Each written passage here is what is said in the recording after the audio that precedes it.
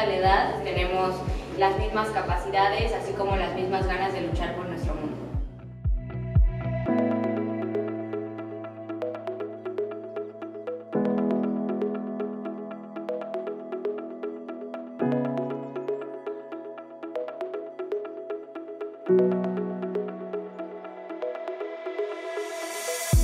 La curiosité, selon moi, c'est le fondement de notre capacité à résoudre des problèmes sociaux, des problèmes environnementaux qui sont les plus pressants.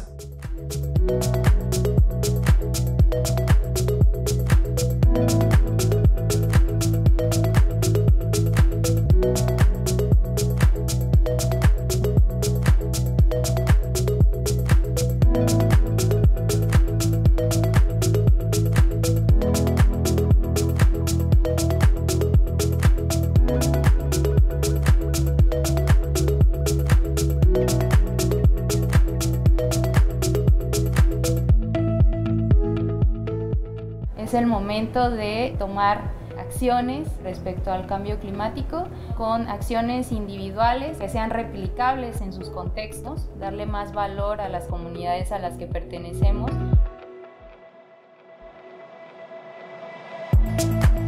Not all of us have all the pieces. So the young generation has some of the pieces and the older generations have some of the pieces, and we need to work together.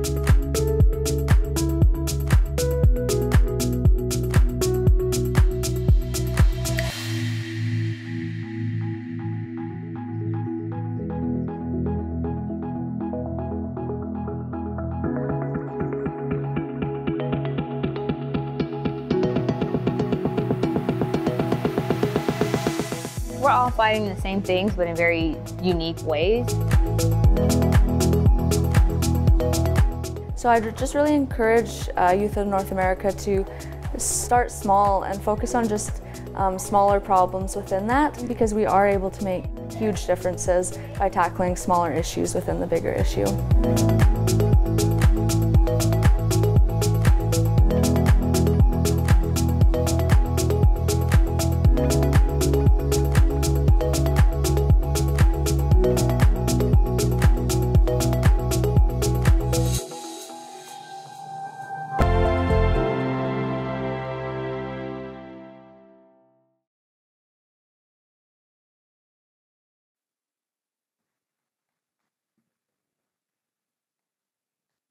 Hello, everyone. I was going to ask Queen Quet to do it in Walakichi also, but I think she's not in the room. Welcome, everyone. This is our youth panel, one of my most favorite panels, Bridging the Gap, a conversation on the generational fight for environmental justice.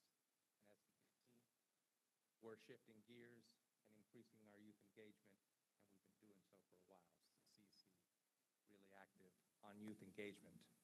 I'd like to introduce our moderator today, Lamisha Whittington. Lamisha is founder and president of Democracy Green, an environmental justice and pro-democracy reform birthed in Hurricane Florence's floodwaters and led by Afro, Indigenous, and Black leaders. She's a royal descendant of the Kingdom of the Happy Land, which I have found fascinating, just learning from her about her history. This is a post-emancipation indigenous settlement nestled deep within the Appalachian Mountains of North and South Carolina, and she has helped maintain the tradition of her people. So thank you, Lamisha. She's a disruptor of harmful systemic inequities burdening frontline and marginalized communities of color and low wealth populations. This is just what we need for the environmental justice movement, so thank you also for your work. I've had the fortune of speaking to her several times about her heritage and about her work, and I'm so pleased to have her here with us today at the council session. And I'm going to keep my word and ask her, are you writing your history? We talked about this, and she's going to be producing a novel about this. So let me just turn it over to her.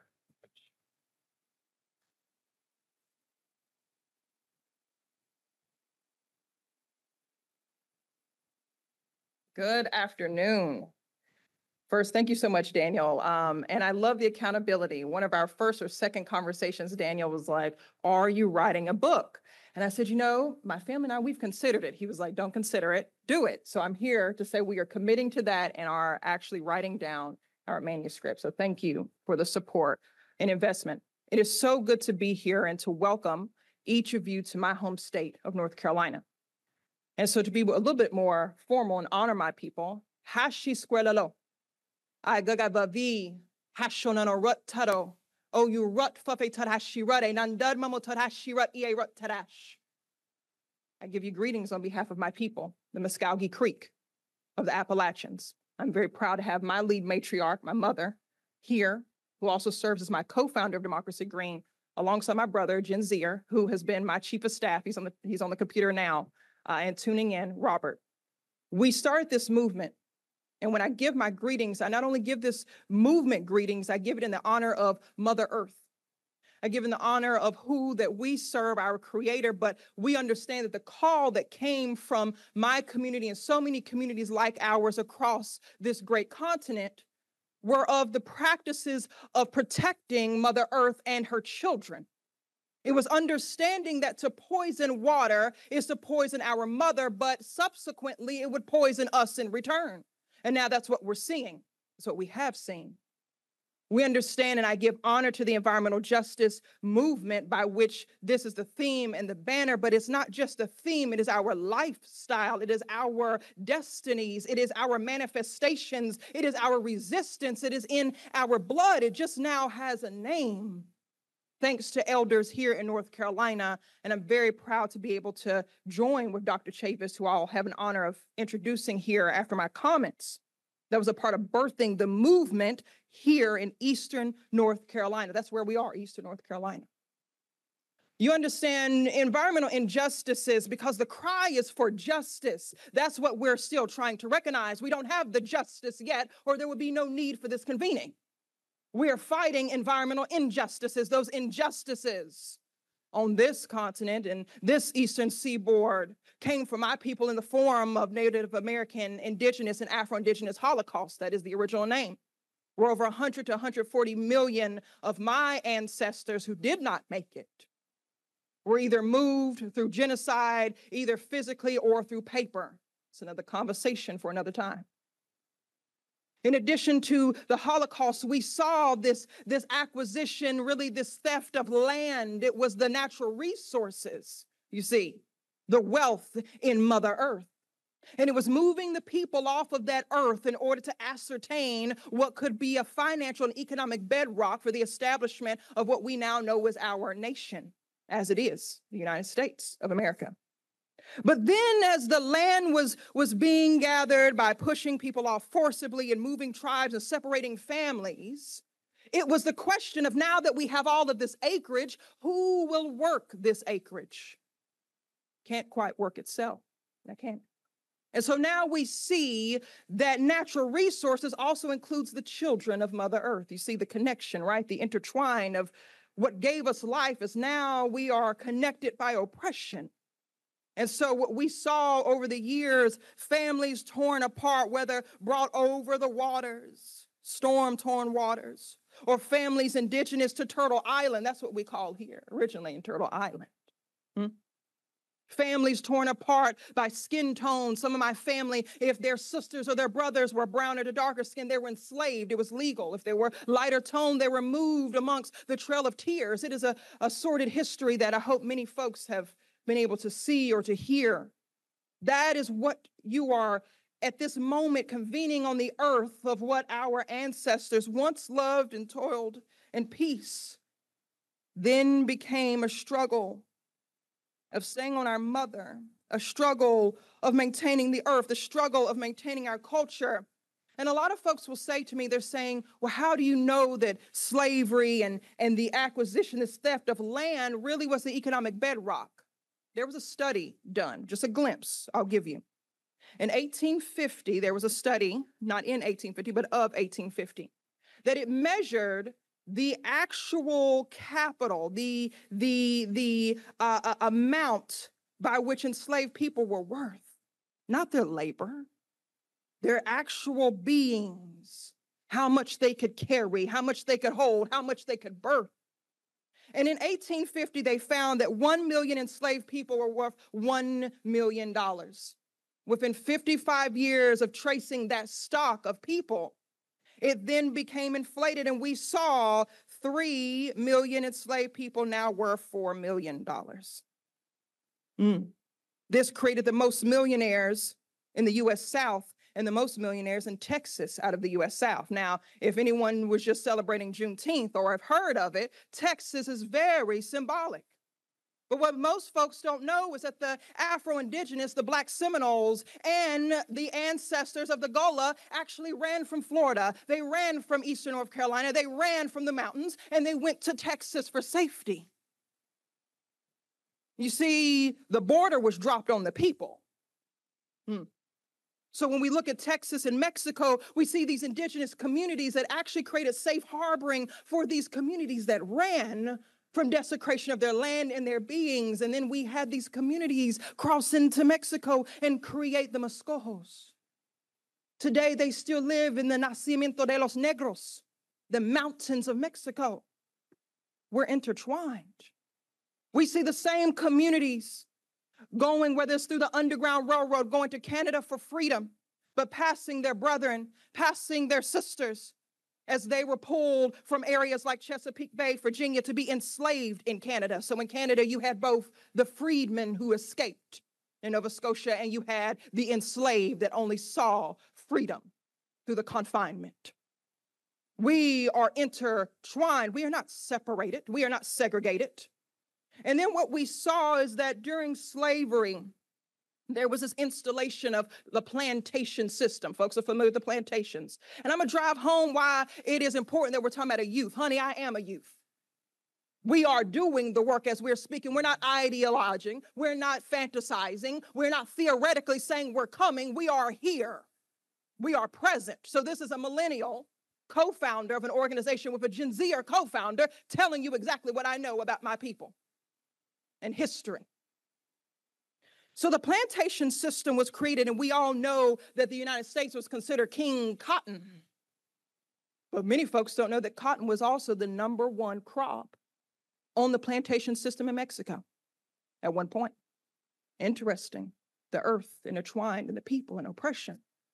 But we didn't just see the agriculture plantation that we hear that commonly, but what about the manufacturing plantation that once the crop was harvested, once it was put onto the back of the buggies of the mule-drawn carts, who was then making the material from cotton? It was still enslaved hands. And what about the industrial plantation that once they made it operational, it was still enslaved hands? What about the service plantation that once they actually had the crop, once it was turned into consumer goods, it was then delivered? Look at that. The energy, y'all. Speaking truth to power, that's what happens. So we hear these plantations, but isn't it interesting that a manufacturing plantation hundreds of years ago was a manufacturing corporation today? Isn't it interesting that in an industrial plantation of yesteryear is an industrial corporation today? And we wonder why people who are working in poultry plants, we wonder why people who are working in farm hands as farm workers, we wonder why people who are in these hog CAFO industrial corporations are the last when it comes to protection for healthcare. The first communities to catch COVID-19 when it came through. We wonder why we call it slave wages. Where do we think the term came from? It's because plantation to corporation, it was always this way because it was the extraction of our natural resources and our Mother Earth.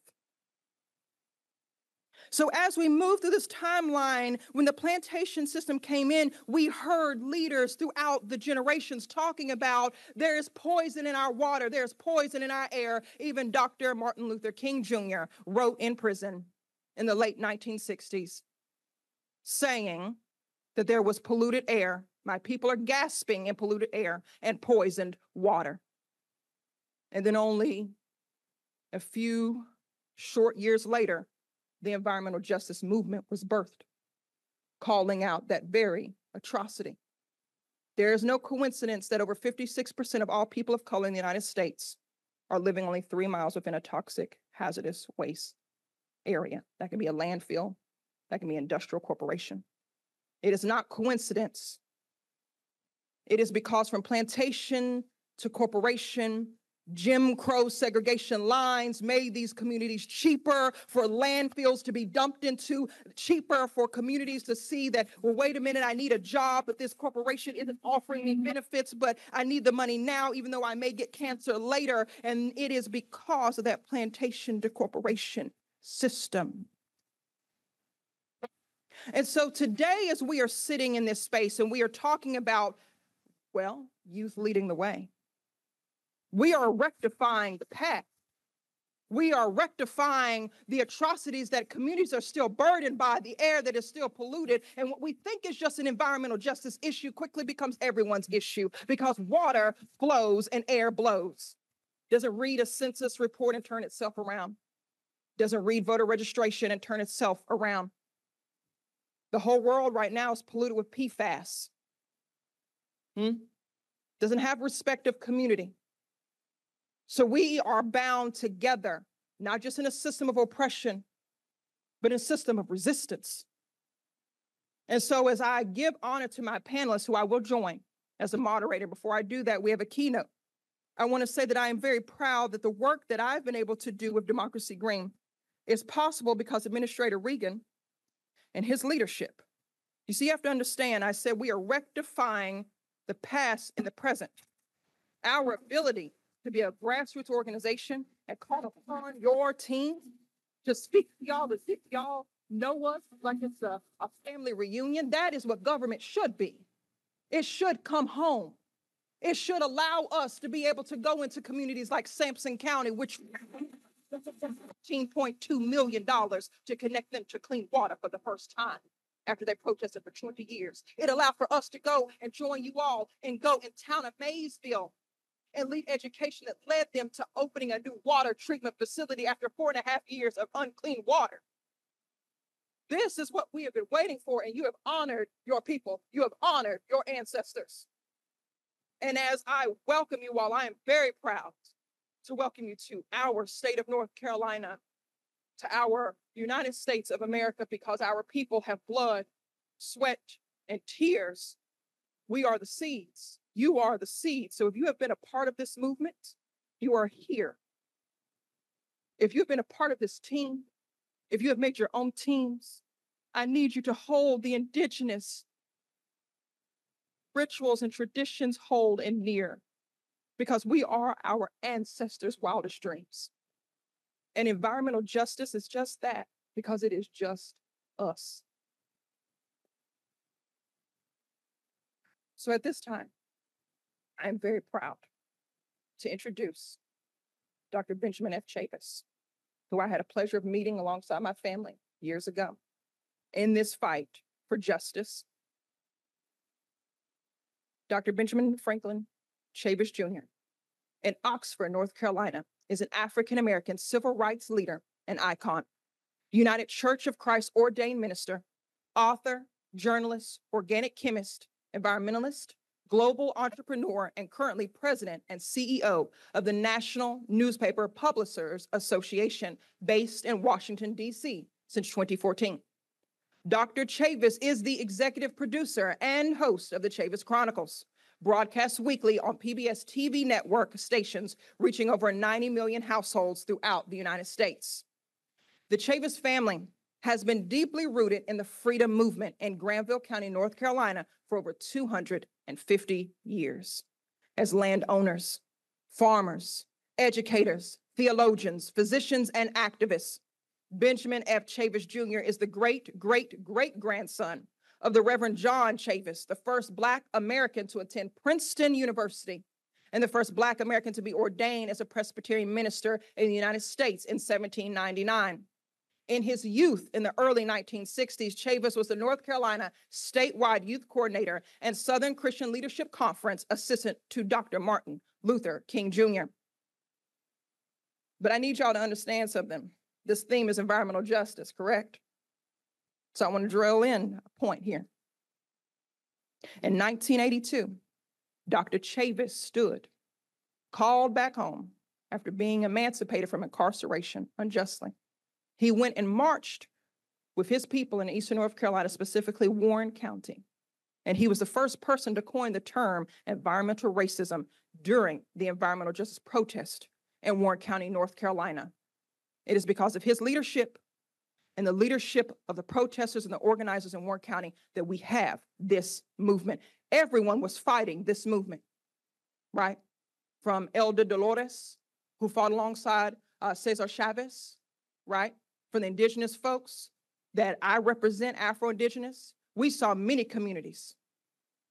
But this protest here is what finally gave us a united banner to come underneath and stand together and not siloed. I want to drill that in. I know that wasn't on the page, but I had to put it there. So Dr. Chavis has emerged as the godfather of the environmental justice movement that today has evolved into an effective worldwide movement for environmental and climate justice and equity. And so last, I do want to say Dr. Chavis has 4 sons, Benjamin III, John Mandela, Reginald Lewis. He has 4 daughters, Michelle, Paula, Renita, and Anna Elizabeth. He is a grandfather and a great-grandfather. And I'm very honored to welcome Dr. Benjamin F. Chavis.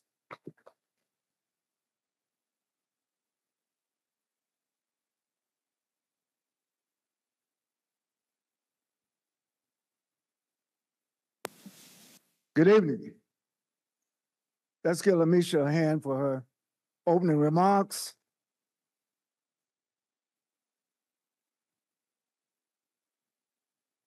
Brother Administrator, sisters and brothers, fellow panelists, I thank God, I thank the Creator for the opportunity and the responsibility to be here at this international conference. Danielle, you've done a great job with the CEC. And I'm a preacher, so I usually take a long time to get wound up. But I know time is of the essence, and I will have the honor also to introduce what I believe, person I believe has been the best EPA administrator, not only in American history, but in world history. That is Administrator Michael Regan. Thank you for being here. The subject matter is Bridging the Gap, a conversation on the generational fight for environmental justice. I think that whenever I have an opportunity to speak, I like to just speak out of the truth that I know. I'm 76 years old. And one thing I know is that we are all a part of one human family. It is the denial of our oneness of our humanity that gives rise to racism, that gives rise to oppression, that gives rise to exploitation, that gives rise to the destruction of the environment. But also, I want to say, when people get together across racial lines, across ethnic lines, across religious lines, across language lines, across national geographical lines. When we get together like that, and we get together like we are today, it has the potential to make a big difference. Because of my civil rights career, Administrator Reagan, I've been arrested 67 times. The last thing I wanted to do is get arrested again in my home state of North Carolina. But in 1982, it happened again. Because when I found out that my state at that time had decided to put tons of polychlorinated biphenyls, PCBs, in a landfill in the most predominantly Black county. There are 100 counties in North Carolina. We're in New Hanover County now. Earlier today, we went to New Brunswick County. But of the 100 counties, Warren County is the most predominantly Black, agricultural community. The last place you want to dig a hole in the ground and dump tons of PCB-laden soil. And so we had to march again. We had to demonstrate again. Some of us had to go to jail again. And it was in that Warren County jail that night that I got a piece of paper and scribbled out the coinage and the definition of environmental justice. And it wasn't just for Warren County. It was for all counties. It wasn't just for the United States of America. It was for all nations. That's why I'm so pleased to see Canada, the United States, and Mexico do something positive together. Do something transformative together. And the fact that you're having a youth panel engenders renewed hope. I think our young people today in Canada, in the United States, in Mexico, but I would also say the young people throughout the world, I think and know want to make our world a better place. Some of the earlier champions of the struggle against climate change were young people. Everybody knows about my arrest in Warren County, but what you need to know, 500 people were arrested. And of the 500 people that were arrested, most of them were women and children. It's sad to report that some of the children who laid down in front of those trucks are not alive today because they were exposed to polychlorinated biphenyl and had early death. So when I talk about environmental justice, we're talking about a struggle of life and death. When we talk about climate change, we're talking about the struggle of life and death. And if you don't remember anything I say, remember this. We have to choose life over the deathly destruction of those people, of those companies, and even some governments that don't care about the lives of people. I had the good fortune during Clinton administration. I was on the environmental transition team for the Clinton-Gore transition. Got to know Vice President at that time, Gore, very well. And we introduced into Congress Environmental Justice Act. But unfortunately, we couldn't find enough members of Congress, couldn't find enough members of the Senate to take the Environmental Justice Act out of committee. So part of my address today, I want to thank and salute Canada for passing, making a law through your parliament, the Environmental Justice Act. Let's give them a hand.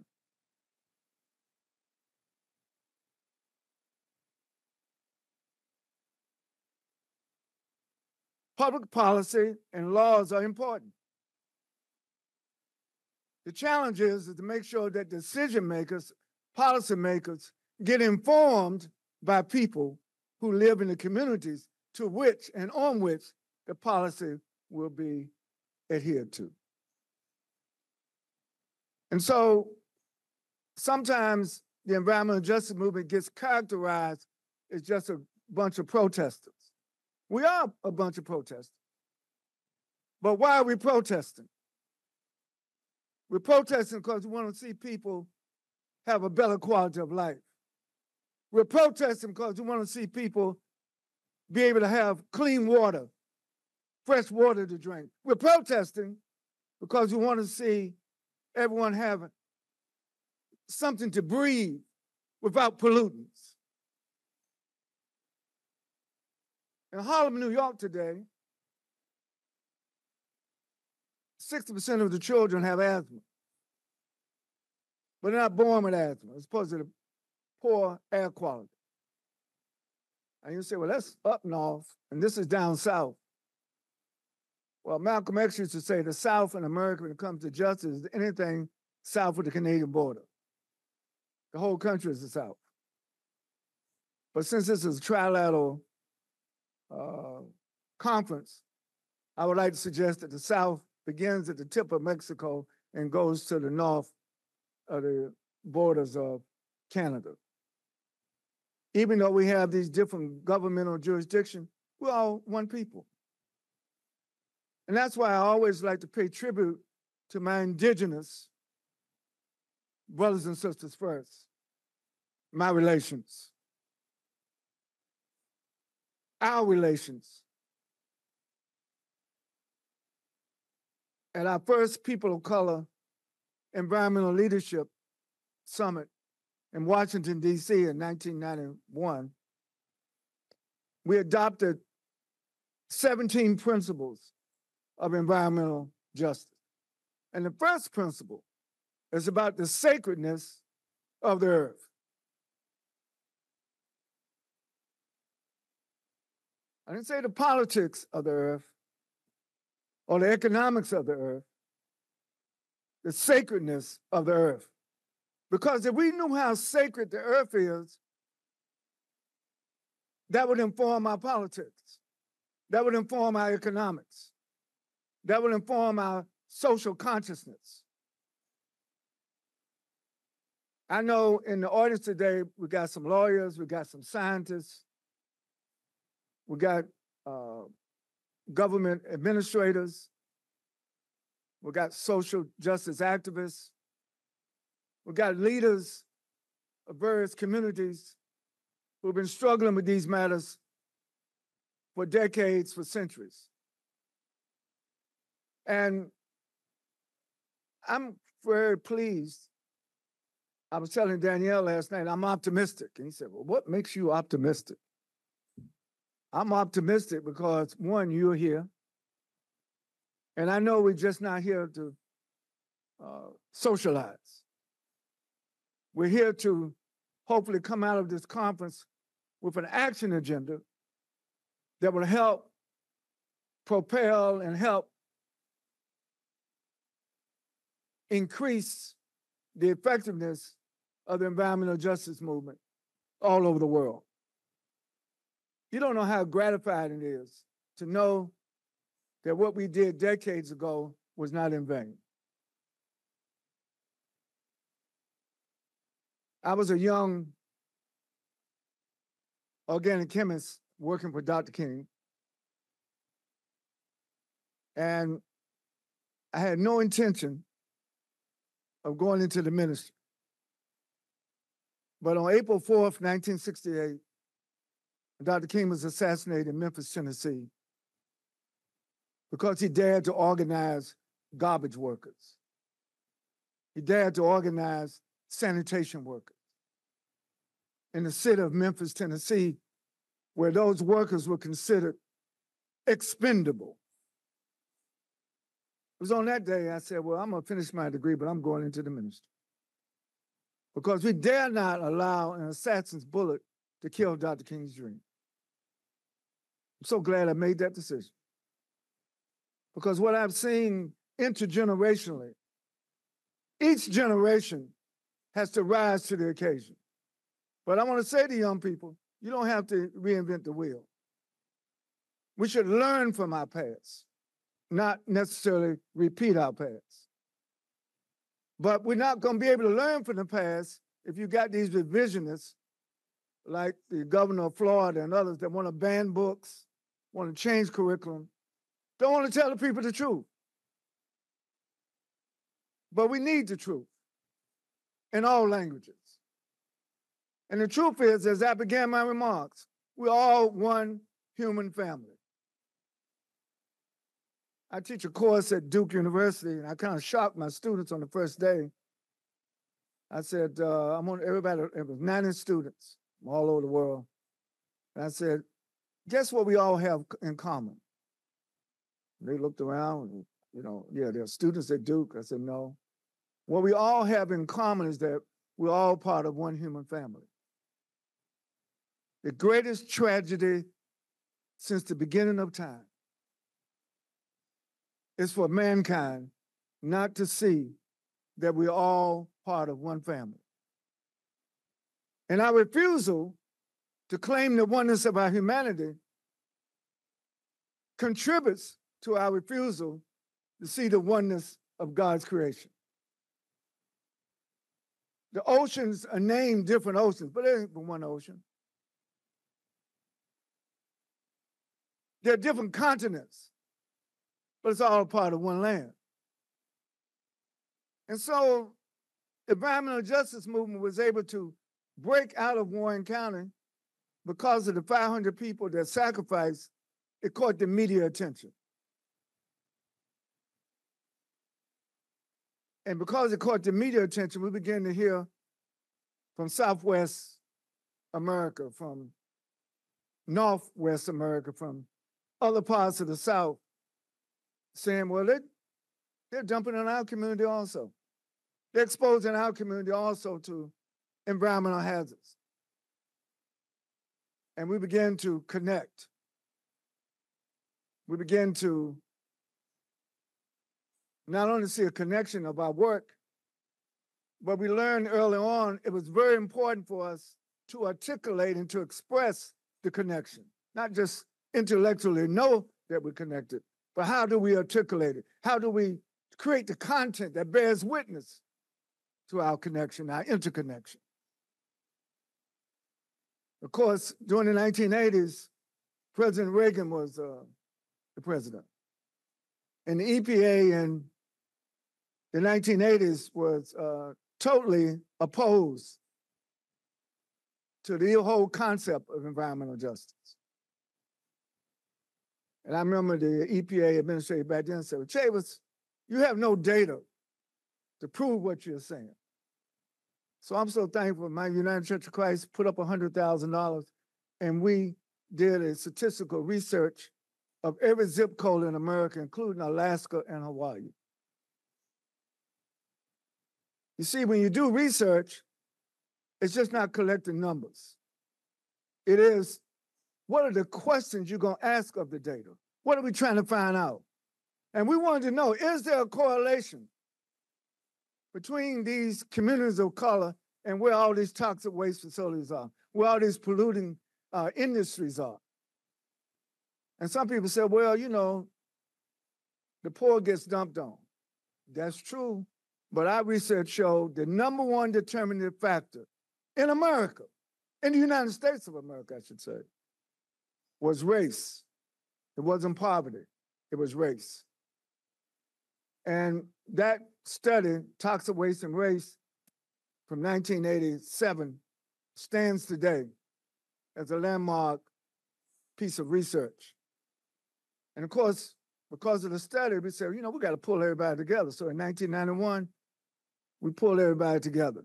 Now, you need to know that when we had the first People of Color Environmental Leadership Summit, the established environmental movement was against it. The Sierra Club, the Audubon Society, the National Wildlife Defense Fund, and it was a long list, the National Wildlife Federation said, y'all can't have no meeting like that. And we had the meeting, but we also invited them because we learned something. This is not just a struggle of one racial group against another racial group. When you talk about saving the world from environmental hazards, you have to be concerned about all communities and about all people. And that's why I know that these environmental justice activists up here on this panel, these young people, they're really the ones that should be saluted. They have great challenges, but they also have great opportunities. Our job is to make sure we equip them with all that they need to keep pushing forward. So proud of Lamisha and what Democracy Green has been doing, making change in real time for communities, and many of these communities had almost lost hope. And so out of this conference, I believe can come some renewed hope, some renewed determination to keep fighting, to keep struggling.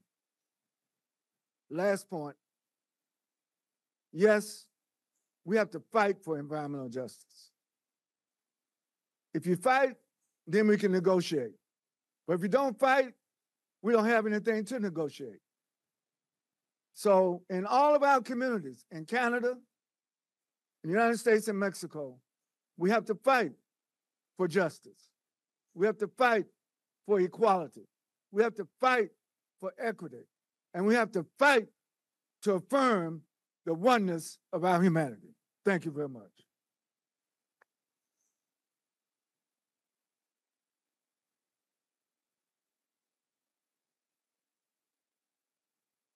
Now I have the great honor and pleasure to introduce, really, brother don't need no introduction, to present. The EPA has never had it so strong. The EPA has never had a visionary leader who comes out of a community himself, Wayne County, Goldsboro, North Carolina, and knows these realities. And I want to thank President Biden for giving Michael Regan this opportunity. And I know this, I'm introducing him, but I need to say something. Those who vote in the United States, we got to make sure we had a high voter turnout in November, because you cannot afford to let an anti-environment person get back into the White House. And I know this is a semi-governmental conference, you're not supposed to be talking politics. So just blame it on me. I'm a freelance preacher. And I'm telling you that Donald Trump is a threat, not only to democracy, but Donald Trump is a threat to the environment, a threat to the climate, and I would say a threat to humanity. Therefore, we welcome to the stage our transformative, our leader who is making a real difference in the Environmental Protection Agency. Welcome, Administrator Michael Regan.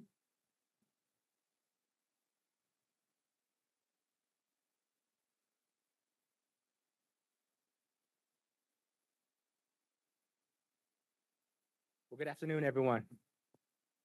I think everything has been said. I don't think there's much left to say, so I'll be quick.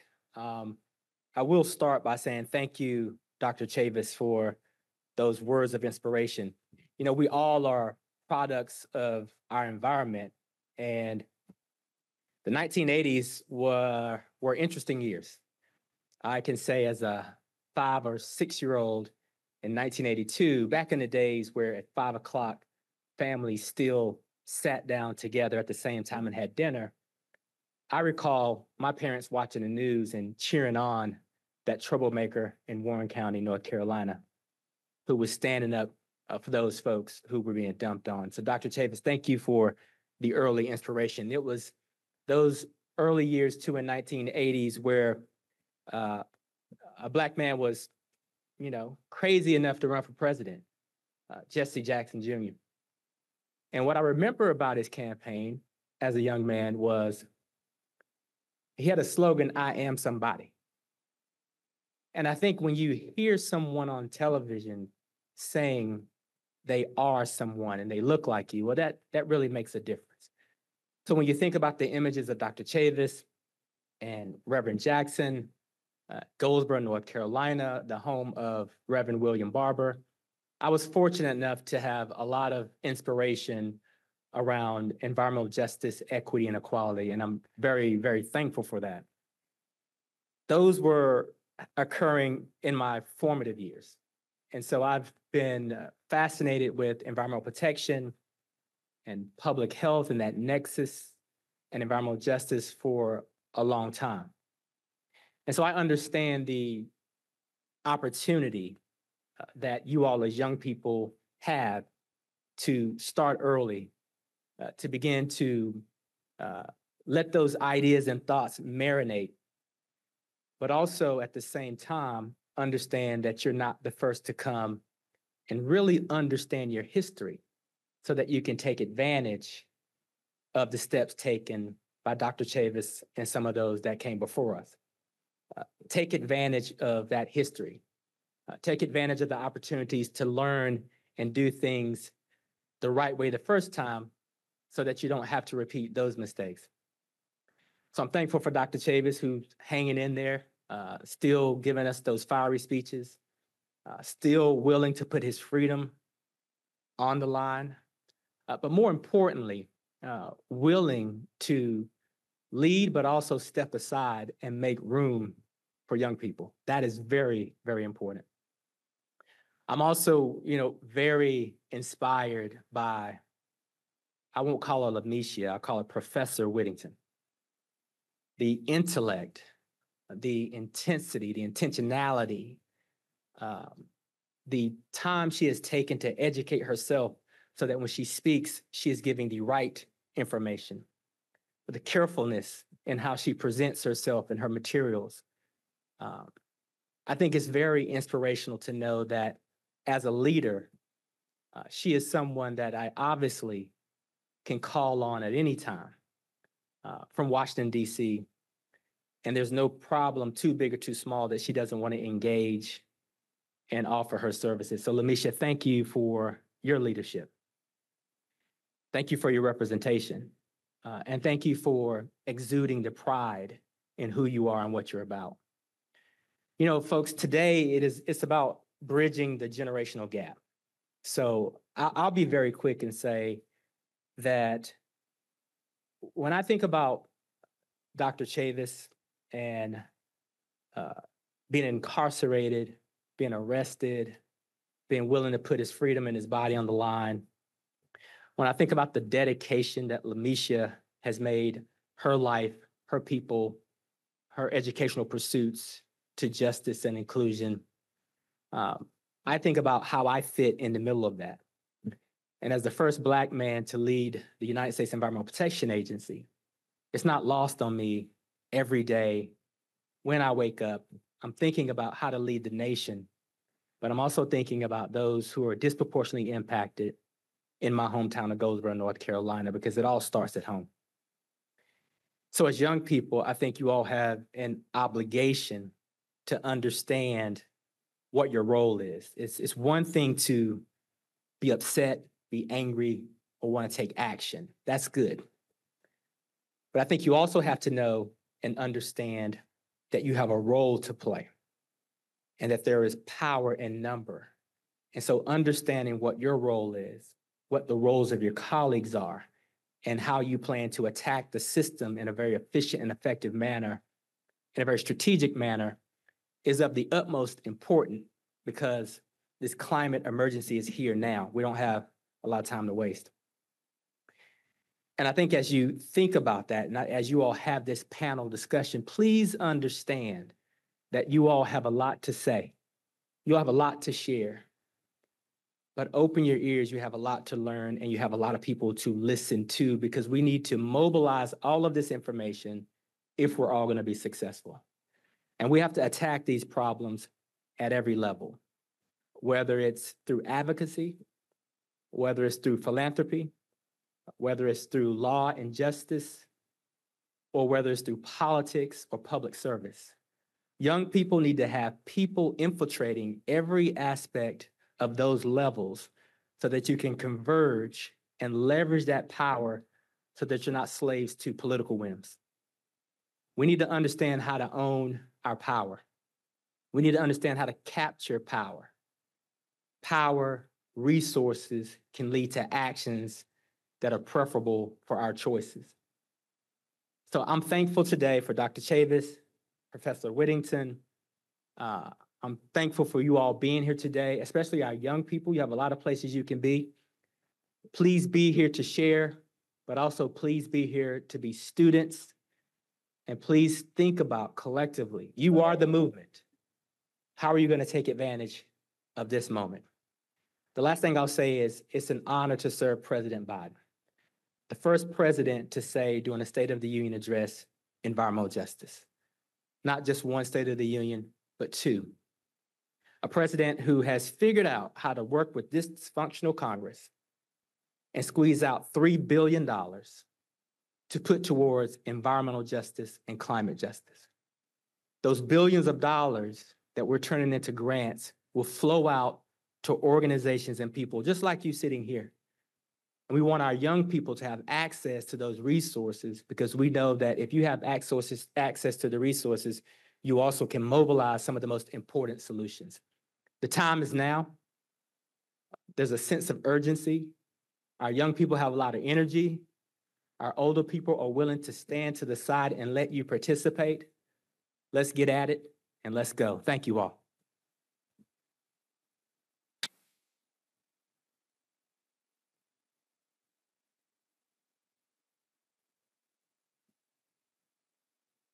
All right, so it is my distinct honor to introduce our esteemed panel. First, I would like to introduce, representing Canada, Iman Berry, the co-founder of Green Uma. Katsia Forbes, the co-director for Sustainable Youth Canada and member of ECCCS's Youth Council. Representing the United States, Cameron Oglesby, an environmental justice advocate and storyteller. Colton Buckley, the Chief Executive Officer for the National Association of Resource Conservation and Development Councils. Representing Mexico and joining us online, Fatima Zuniga, a student in renewable natural resources engineering at the Universidad Autónoma Chapingo. And also joining us online is Sagnite Acosta, the co-founder and co-leader for Legaya. Welcome. If we could give them a round of applause.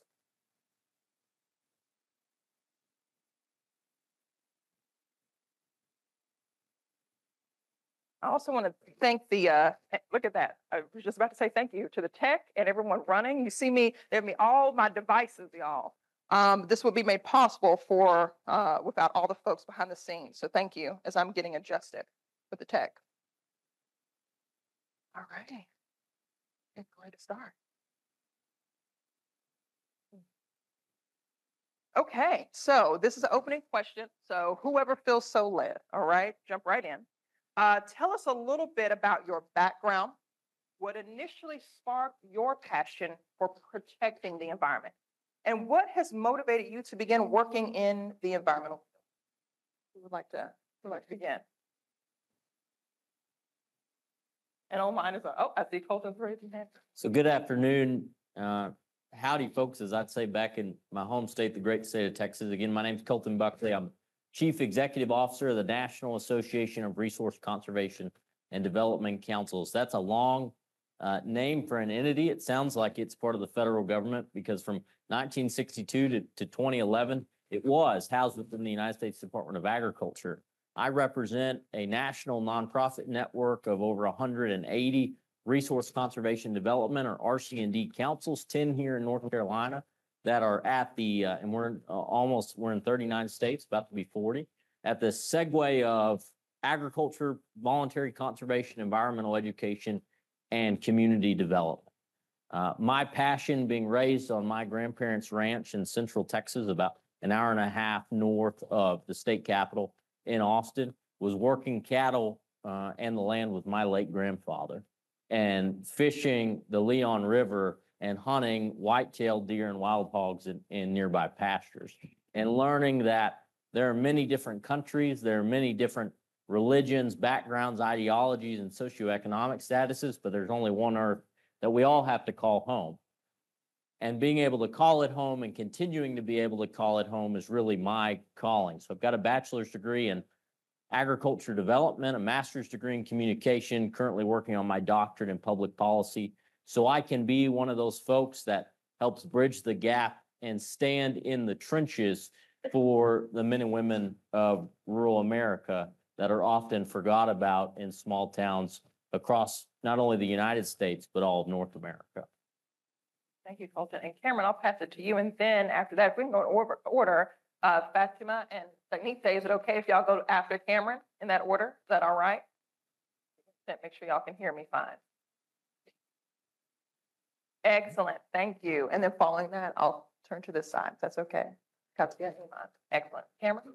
Awesome. Okay. Hi. Want to make sure I can be heard. I am Cameron. It is nice to meet you all. I'll start off a little bit about my motivations here. I realize I'm the only one on stage without a formal title, so I'll walk you through my numerous titles once I get a little into how I got into this space. So my background, my family background, my family owns a farm. It has been in our family for almost 100 years. It turns 100 next year. I mention this because I remember spending numerous weekends out there just finding myself in connection to nature, but also cultivating this sort of ancestral relationship, I suppose, this community care that only comes from, I think, and I'm sure Colton coming from a ranch family too, can sort of see the deep-seated and critical relationships that are formed to land and to family when you are able to grow up on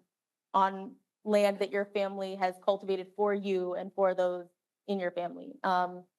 And that is rare for Black folk in the United States to own so much land for so long. I really pride myself on working with communities in the US South, environmental justice communities who are in a similar situation to mine, people who have similar relationships with land, who have similar ancestral lands that are contending with environmental injustices and environmental racism in rural Black communities like the one that my family currently has. And I have to say that environmental justice to an extent runs in my blood, not just through that land, but also in the fact that I have relatives. My uncle is the only African-American riverkeeper in the United States, bridging environmental justice with environmental movements, right? I follow in his footsteps. I follow in my great-great-grandfather's footsteps in his purchase and cultivation of land before me, and I hope to do the same as a land steward and as an advocate.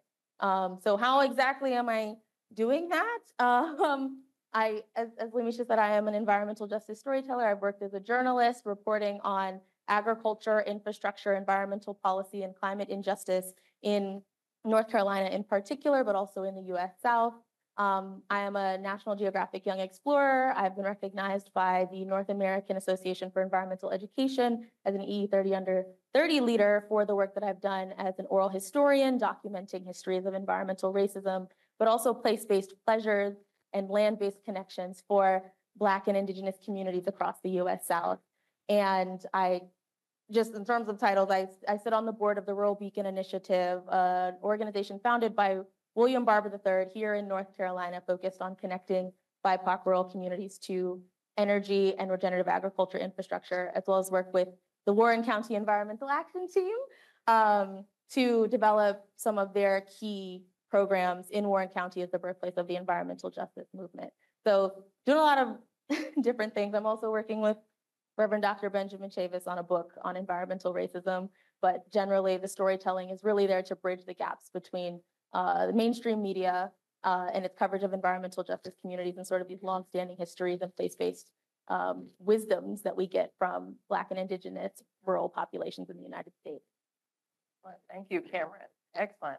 And so next I'll turn online here and I'll turn it to you, Fatima, to answer the first opening question. Tell us a little bit about your background and what initially sparked your passion for protecting the environment and what has motivated you to begin working in the environmental field.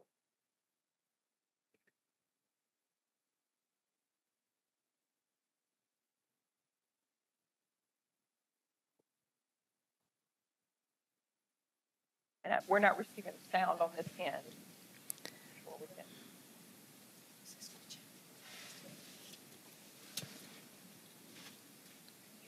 Fatima, if you'll hold just one moment so we make sure we can hear you.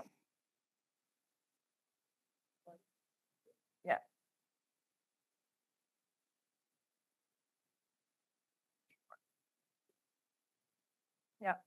So Fatima, what we're going to do is we're going to come back to you both online until we can get your sound and audio coming through, if that's okay. All right, so I'm going to turn to my right and then come right back to y'all online, okay? And so Iman, I'm going to turn to you. Hello, everyone. My name is Iman Berry. I'm from Windsor, Ontario, Canada, and I am helped to be here today speaking about environmental justice. I'm the co-founder of Green Ummah. I'd love to tell you a little bit about how we actually got started. So a couple of my friends and I were working on campaigning during the 2019 Canadian federal election.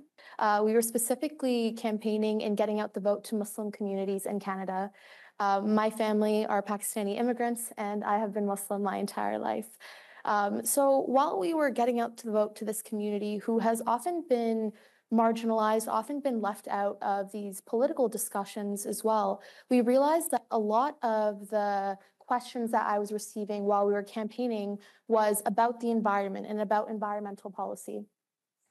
While we were receiving these questions, we realized, you know what, this is not discussions that we grew up with. We didn't really grow up with talking about the environment, talking about climate change, talking about sustainability. And that's something that we wanted to bring to this community. So we started Green Ummah in 2019. We first developed a curriculum that was bridging the gap between religion and climate and sustainability. And once we rolled out this curriculum, it was a huge success. We reached hundreds of students all over Canada.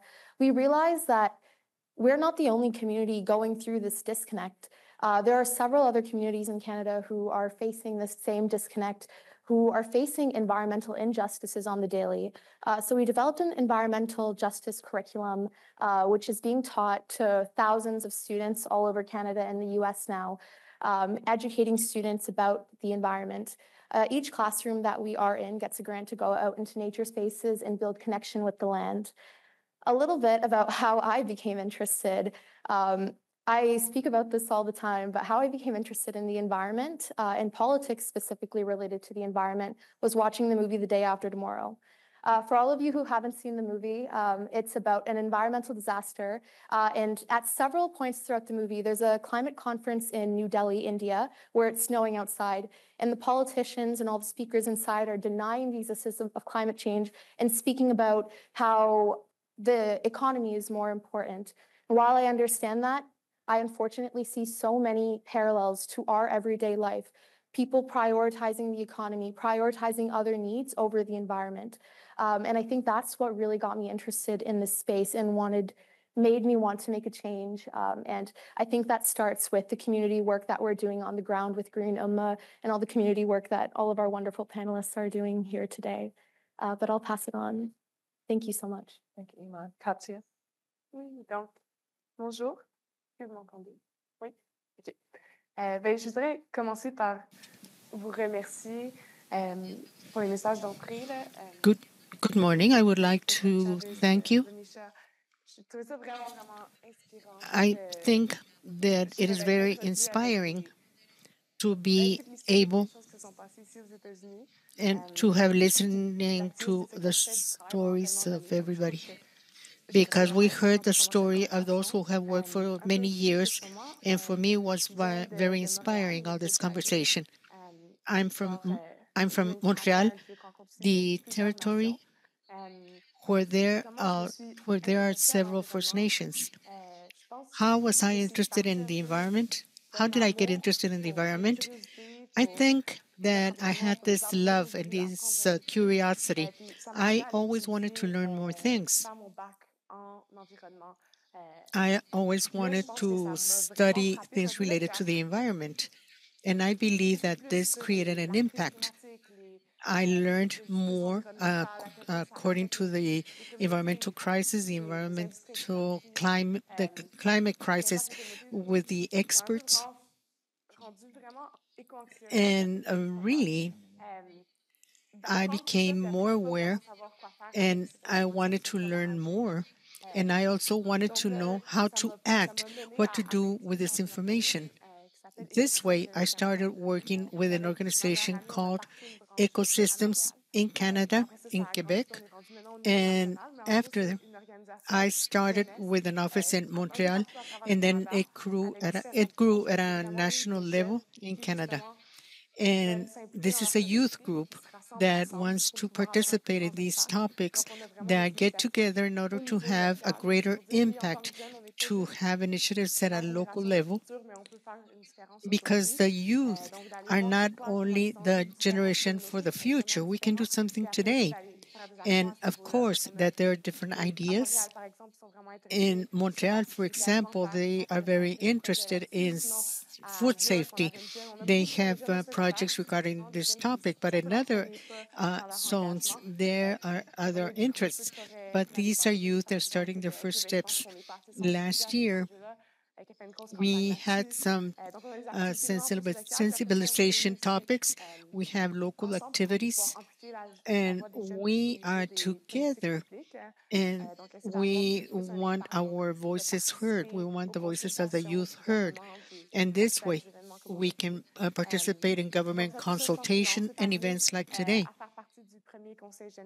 And this is why I wanted to be part of the first Youth Council in Canada, and this is what brought me here today.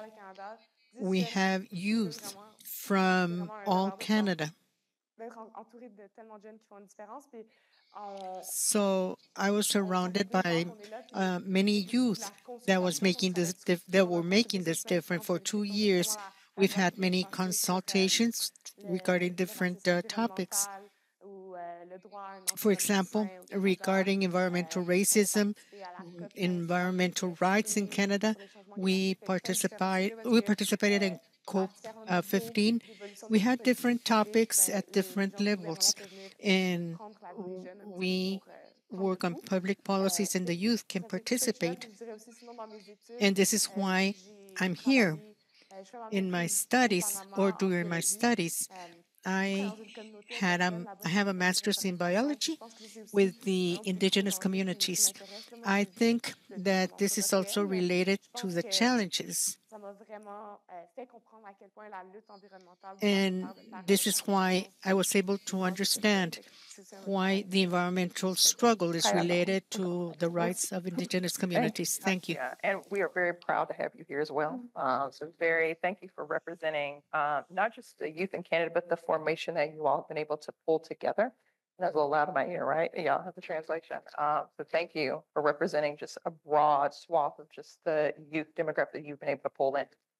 And so I want to turn back and see if we have audio online. Because I want to make sure, right? Y'all look great on the screen. I'm here to let you know you look good. You're on 2 screens. You look fantastic.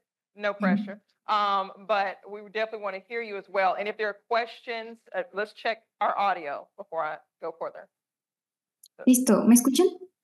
Excellent. Can you hear me? Okay. Okay. Okay. A la pregunta. Going back to the question, I had said more or less where I am. I am Fatima Zúñiga. I belong to the indigenous community Ituri. I work in Chiapas, and the environmental topics, before we didn't know too much about them, and I only was looking at the consequences of the altering of the ecosystems and the climate change in my community, the losses of crops and the alteration of the rain cycles. So that's what I knew, and I didn't know the real cause. But when I went into the university and I decided to study a career related to the environment, I had the opportunity of working with people in this environment, and their passion was contagious.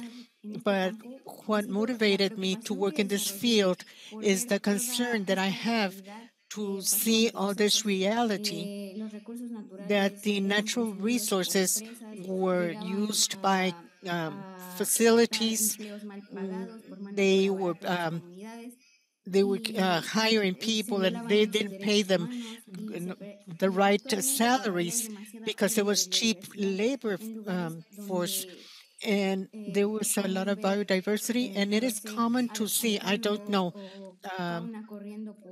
the fauna running everywhere. So what I decided in the beginning and to ask myself, what can I do? This is why I started working in the environmental field. Excellent, excellent. Thank you so much for, first of all, representing your community and sharing with us just the name of your indigenous community and just all the work that you're doing, both as a student, but in, bring up the rain cycles and honored that the communities right now in various countries, there have been serious floods that are happening right now. And I do want to honor folks and thank you for grounding us in the rain cycles because that is happening right now, y'all. And so thank you. And so I'll begin to turn it over to Sagnite. And I also want to say if folks are in need of a translation device, can someone show a hand of the point person? I'm not sure who the point person is. Okay. Yeah, I see fingers pointing to area. Okay. So we have in the back here, these fabulous, fantastic folks that if you're in need of translation services, as we have a device up here, please visit them. Okay. I want to make sure everyone is brought up to speed with the same information. All right. Sagnite, I'm going to turn it to you for the same question. Hola, ¿me escuchan? Okay, can you hear me? Okay. Hello. My name is Sagnite. I'm from Mexico City. I'm in a cooperative called Legaya. We territorial networks. We are looking to express environmental justice and to tie it to the territorial defense. More than a passion for protection of the environment, it's the union for environmental protection because it's part of protection of the environment. It's a need on behalf of the communities which are more affected. In my case, it was a decision and it was something that I shared with many other friends because what brings me here is also friends. And it is something that I knew at the university. And we have persons that are sensitive and also working with people who are specialists in the environment and to be working with everything that is happening. I'm sorry, there's very bad audio. Contaminated areas, contaminated air, and that made me and we have been trying to, initially we started working at the university and we worked in the four walls of the academia and we cannot act. So this is why we decided to work at the Legaya and to work in this global area. And we have, this is an organization that is an international organization, so we are very aware, and this is why we work in the cities, and we are looking for the cities to be territories that we can save. Okay. And again, a pleasure to have you here and just sharing just what your learnings are, both of what you've had to overcome at the university level and then joining in order to fight on behalf of your communities and others. And so our next question, and even though I have some names where folks have had preferences, I want this to be kind of a conversation, okay? So as you're answering, if something comes to mind, now don't interrupt each other, right? I have to be the wrangler then. I'm the moderator, so I'll keep that hat on. But I want it to be a conversation, okay? And so the first question, Cameron, I'll toss it to you. How have you seen the environmental movement evolve over your lifetime? Okay. Oh, sorry. So I'm actually actively writing about this right now, which is one of the reasons I wanted to go first on this. At least in the United States, in my lifetime, and at least at this point where I was extremely conscious of environmentalism and environmental justice and the distinction between the two movements, because I do want to make a distinction between the environmental movement and the environmental justice movement in this country. I think the biggest moment that I've noticed was in 2020, the sort of racial reckoning, if people aren't familiar, after the murder of an unarmed Black man, George Floyd, by police officers in Minneapolis.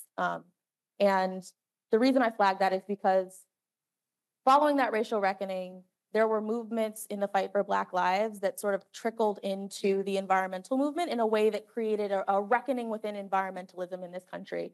I think the purpose of the environmental justice movement and its birth back in 1982 was to push environmentalism to reckon with its lack of a foundation in justice, in human rights, in civil rights, in equity, right? And for some reason, it has sort of stayed on track in failing to shift its foundations towards people and planet and sort of the interconnectedness, the inherent interconnectedness between people, between communities of color and nature and ecosystem. But in 2020, we saw a renewed push for equitable environmentalism. I know someone from intersectional environmentalism spoke, I think it was yesterday, and intersectional environmentalism was popularized as a term in 2020 following the Black Lives Matter protests, following this racial reckoning that not only extended in the United States, but to international movements for racial justice and for environmental justice. So where I've seen the environmental movement in particular shifting has been in this larger question of what does it mean to be an environmentalist and what does it mean to be an equitable environmentalist, understanding that we can no longer separate our relationship between people and planet. We are interconnected. I think Lamisha spoke to it beautifully, this sort of idea of like Mother Earth, right? And we very much depend on Mother Earth to take care of us, and she depends on us to take care of her. And environmental justice communities, unfortunately, have received the what's the saying? The like rough end of the stick on that one for generations as a result of a movement that has failed to adequately consider environmentalism as something that is people and planet. I think they're reckoning with that now a little bit. I think they could do better, but that is where I saw this major shift in environmentalism as a movement, and one that bridges a little bit more to the conversations I think we're going to be having today in the United States. And also, I know it's spread internationally, but I'm speaking a little more specifically to the United States context of 2020. Excellent. Thank you, Cameron. Iman, I'm going to toss it to you. Amazing. Thank you. So I was born in 2001. I think my entire life, how I've sort of viewed the environmental movement has been a battle between taking environmental action and other concerns. These other concerns are the economic factors. These other concerns are the other issues. But as we are talking about intersectional environmentalism, I think environmentalism encompasses every single aspect of our life, and environmental action impacts every single aspect of our life. So I think where this really took place is after the signing of the Kyoto Agreement. The US did not operationalize the Kyoto Agreement, citing economic concerns again, and citing concerns such as developed countries and developing countries and the inequity between who was taking the brunt of the blame. I think this has brought rise to two major themes. First, I think environmental inequity is a major theme. And in our country specifically, we see our speakers speaking about the environmental equities taking place in North Carolina, in our communities in Canada, US and Mexico, but all over the world. The way that developing countries and developed countries, the global north and the global south, are facing environmental degradation is so different. In Canada, how I face environmental degradation is so much different than how my colleagues in the Maldives, my colleagues in SIDS and LDCs are facing environmental degradation. And that is really what I have seen as my time growing up, is that every single year, the way that the new environmental challenges that we're facing are changing. And the divide between the global north and the global south is growing in the way of like the harm that is being brought to communities worldwide. And then the other thing is I cannot count on my fingers how many Canadian politicians have told me that they would not like to take action, but the constituents are not telling them that they want action, that they have to get voted in again next election cycle. And you know what? This is valid. There is bureaucracy, and you know what? I agree with them. They do have to get voted in, because if somebody else gets voted in, we might not have any environmental action at all. But I think that what we need is environmental justice to aid educating the public. Because when we think about it, a lot of these people who don't want environmental action necessarily are afraid. They're afraid they might lose their job. They're afraid of the expensive of like the rising in price of gas, rising in price of daily necessities, and that's all related to the environment. I think that there needs to be an overhaul in the way that we do environmental education, how we speak about environmental policy, because it's not clear to the general public, and that's why we don't have that. At least I think we don't have that strong call for environmental action, is because it's just not clear. And I would say that growing up, I think environmental equity, environmental miseducation, misinformation has really been the theme of the environmental movement. That's not to say that I don't think that we've made a lot of progress, but I want to talk about where we can really take action and, I guess, make those strides. Excellent. Thank you, Iman. And I want to turn to online and make sure, I know we've been talking on the panel here around this question. And again, no pressure to answer each question. I know some folks have said the questions they want, but I want to turn briefly to online to see if either of you want to speak to question number 2. How have you seen the environmental movement evolve over your lifetime?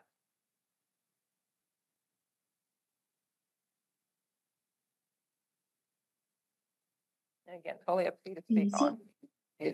Please. A ver, Thank ¿me escuchan, verdad? You can hear me, right? Bueno, en México. Okay, Bueno, so creo que in tenemos un Mexico, largo I think camino que that recorrer.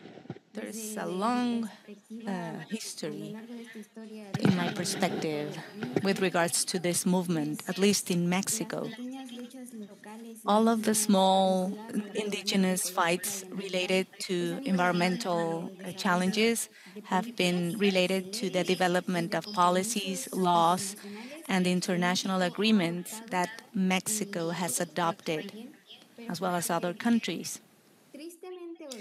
But sadly, or unfortunately, when implementing those policies,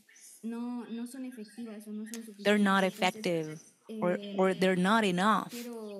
And so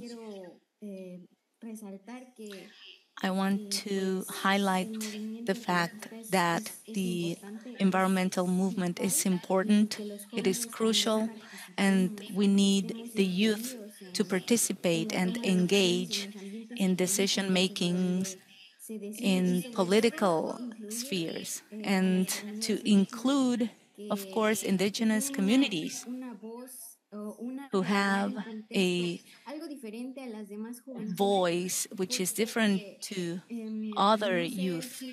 Because I think that since the time I was born, I've been in contact with nature. And so every year, year after year, I've seen all of the losses and how all the policies and all of the political actions have not reached the place where I live. Either that they have not been implemented or followed through because there's been no results. And so what I think is that, as I was saying, there's still a long way to go, a lot of work to be done, and I think that we were born in the right time. So we are able to help, to collaborate, and to do our part in this common fight, and to know that we are interdependent. It's not only us or nature. Nature is not separate from us. It is part of us, and we're part of it. And that's it. Thank you. Oh my goodness. First of all, I have to turn this down. Powerful statements. And I do want to turn over to the next question. Ouais, j'aimerais juste ajouter quelque chose un petit peu. C'est un peu le rôle des I would just like to add something else. dans le mouvement environnemental. we're talking about the youth movement in Montreal with regards to the changes that I've witnessed, to talk about the relationship between the environmental crisis and public health and its relationship with environmental justice. These are conversations that did not take place before. And I think that after the pandemic, we could see that air quality and the impact on air quality and many things that were not as important for the public before, because people would talk about climate change as something that was far into the future. And I think that recently, people have started to understand more the relationship between the well-being of people and environmental issues. An important event that we had in Montreal was a demonstration for climate in 2019. 500,000 people went out on the streets, and I'm sure it was the biggest environmental march. 500,000 people.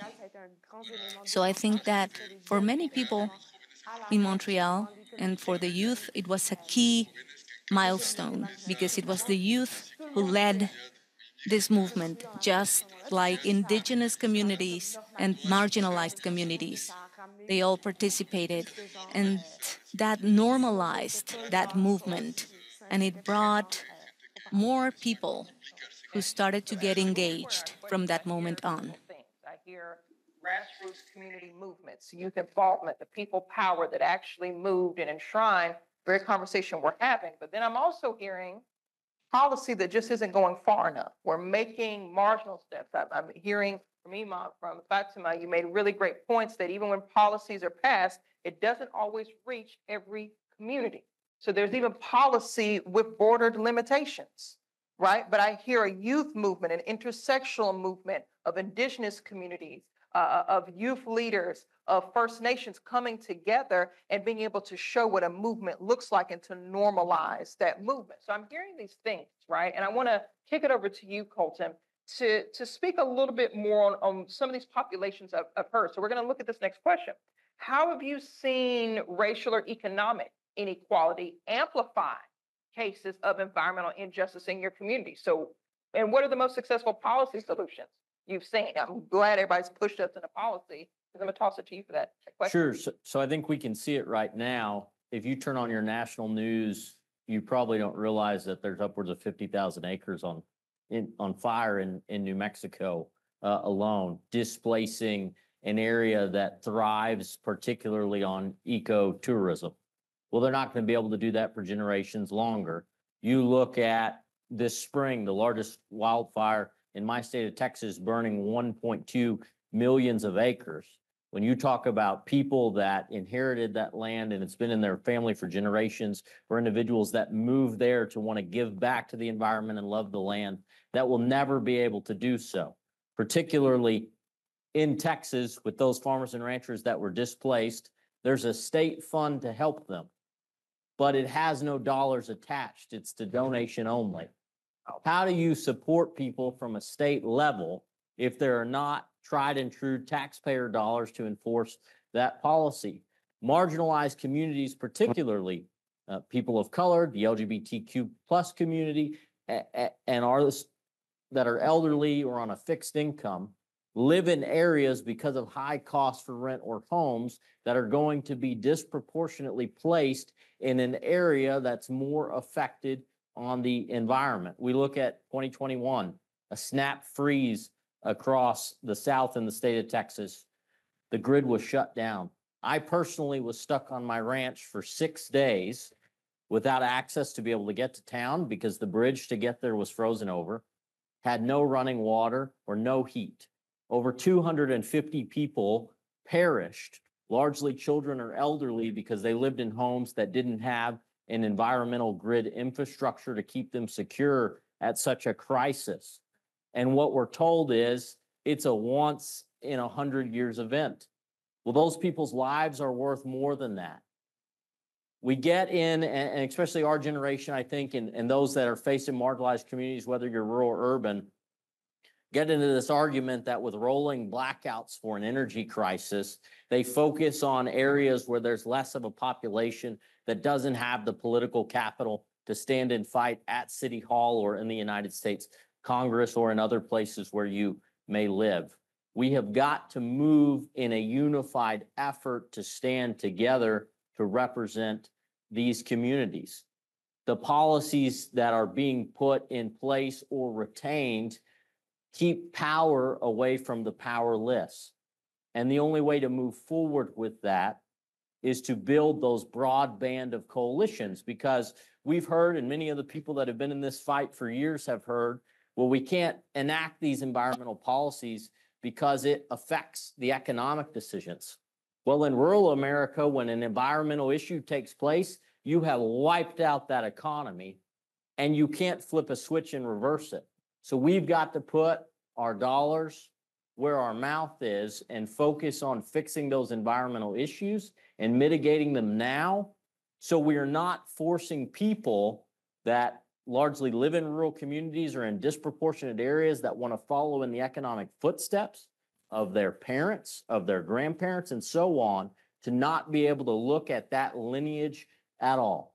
The reason I'm on this stage and not a full-time rancher is because Texas went through a terrible drought from 2008 to 2012, where I watched my grandparents in tears selling off the largest portion of land that they had worked to build for my family to be able to make a living, because we couldn't afford to truck water in. And we were in an area that was not looked at by our local, state, or federal government as a place of importance, because we were in an unincorporated community of less than 20 people. First, I do want to say thank you. And Cameron, I see your hand up, and then I'll toss it to other folks after you go. But I also want to say, as you answer these questions, y'all, I do want to honor and humanize the very impact and trauma that y'all are bearing on this stage for the hope of a better tomorrow. You are giving policy updates, but I do want to humanize that these are your stories, and we don't need to disassociate ourselves from what we are living. So I honor what y'all are saying in answering these questions, and what you just shared, Colton, is a part of that conversation of what you had to endure in Texas. So I want to take that pit stop, and then Cameron, I'll turn it to you. Awesome. I think what I'm on this and just sort of add on to what Colton just said, and also the larger conversation about what types of solutions we're elevating, because I think in that first question, it became very clear, and I know in my own experience, the solutions that come out of whether it's government institutions, institutionalized movements, et cetera, I'm not going to say all of the time, but oftentimes, at least from a community perspective, it might feel as though they are perpetuating a status quo that has not worked for environmental justice communities ever, let alone in the face of a growing climate crisis, a pandemic, an economic crisis, whatever you want to say. The crises are compounding right now. And the specific examples I want to speak to are not they're not policy solutions, but they are community solutions that I think that this room of policymakers should be thinking about as they are trying to deviate from the status quo and what actually makes effective change for people on the ground. I had the pleasure of reporting on the Navajo Nation briefly out in the Western United States, and the idea that they present the future, in some cases, of renewable energy infrastructure for many Western states, while simultaneously not having access to energy infrastructure of their own or water infrastructure, especially in the middle of a pandemic where they couldn't wash their hands, they couldn't maintain the appropriate hygiene to be healthy. They had to trek miles just to get fresh water, and they didn't have the electricity to keep themselves healthy and satisfied, and just generally electricity is a human right? Like, that's not really a question. I sit here in that and see the solutions that they are developing in community. They don't necessarily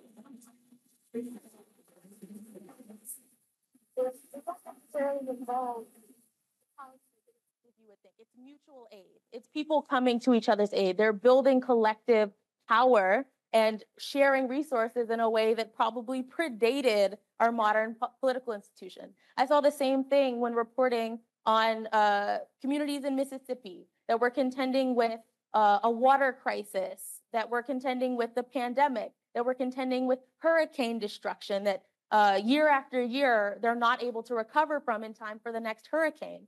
And what they ended up doing, instead of relying upon their local government when their water is contaminated, and they are also trying in a similar fashion to remain clean and just live live understanding that the next hurricane could wipe their property off the face of the map, was to build community shelters, was to work with local churches and to invest in solar panels and wells and just infrastructure that the community could rely upon and could shelter under, independent of government policy, because they didn't feel that the government was coming to their aid, right? I see the last example, and I know I'm talking a lot. The last example is a community I'm working very directly with on oral history and journalism work. It's Piney Woods Free Union. You probably haven't heard of it. It's located in Jamesville, North Carolina. It's a very, not a very well-known community, actually, of Afro-Indigenous folks whose ownership of land goes back 300 plus years. They are a community that has been self-sufficient, self-sustained, and disinvested, like many Black and Indigenous communities in this country. And although they have been able to sustain themselves and sort of sustain that culture, right now, they are contending with increasing threats from hurricanes. They don't have the appropriate internet infrastructure, water infrastructure, right? They are trying to maintain a way of life that was never promoted by government institutions to begin with. They're trying to maintain their culture as their elders begin to get older and pass away. They're trying not to have their land taken by corporations that are now trying to encroach upon their ancestral properties. And what are they doing? They are investing in themselves. They're creating community sustainability hubs that combine regenerative agriculture, that combine solar infrastructure, that combine internet access, water infrastructure. They are trying to build businesses and economies around sustainability in their communities, understanding that the government has not been there for them in the past.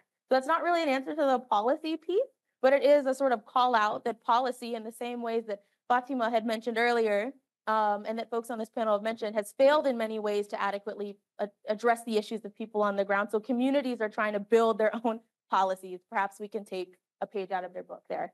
Thank you, Cameron. And I do recognize two things. One, we are at time, but I'm going to yield my conclusion to give it over to Sagnite, because I want to hear what you have to say, but I'm gonna have you drop the mic. Okay? In 30 seconds to a minute, I'm giving you my minute to close us out, Sagnite, because I want us to be able to hear what you're saying to this last question. I see your hand, so I'm gonna turn it over to you. If you could give us a minute to respond to this question, and that'll be the close for this panel.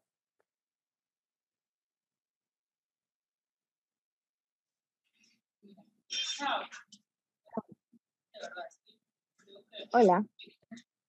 Espero que me escuchen mejor. I hope that you can hear me better. In the case of the case of Mexico City, I cannot call it my community, but this is something that has been taken from us. In concrete, I'm this part of the historic center. When you think about Mexico City, you think in Bellas Artes, in the Ángel de la Independencia. This central area is where I live, so I'm part of this community. And we have not had any water problems. And suddenly, we start with the day zero. The day zero is when we won't have any free supply of water. So we have it here. We already have these type of problems. But for years, this happens in the outskirts of our city. For years, many communities in Mexico City, in the outskirts, have to buy the water in trucks, and many of the people that buy the water are women, and they have to transport the water, and it implies a situation, incredible situation of sexual violence. So this is something that they're bombarding us from everywhere. And in Mexico City, in Xochimilco, Cojimalpa, in in other areas, we have original or indigenous communities, and these are indigenous communities in Mexico City. And when you think about Mexico City, you only think about the area which is beautiful and has beautiful buildings. But these communities are being organized to defend the Anahuac Basin, and that is the body of water that we still have in Mexico City, the one over which nothing has been built, because as you know, Mexico City is built over a large body of water. So right now, we are living the consequences. And when these people get organized to solve community solutions, because they receive repression, they receive criminalization, and when they defend their territories in Mexico City to protest against some of the policies, such as the General Program of Territorial Ordinance and in Mexico City, and when we manifest against them, we receive repression, we receive violence. However, what the community has taught us, and we as youth are becoming familiar, because we have to have that solidarity of the youth in this movement of youth.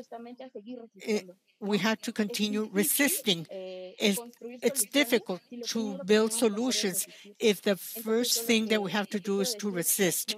So what I want to say is to allow us to build, not to make us to continue resisting.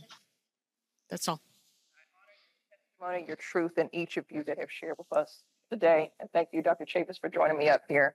And for now, this concludes, but their stories and ours is to be continued. And I hope that everyone follows up with these powerful leaders. Thank you.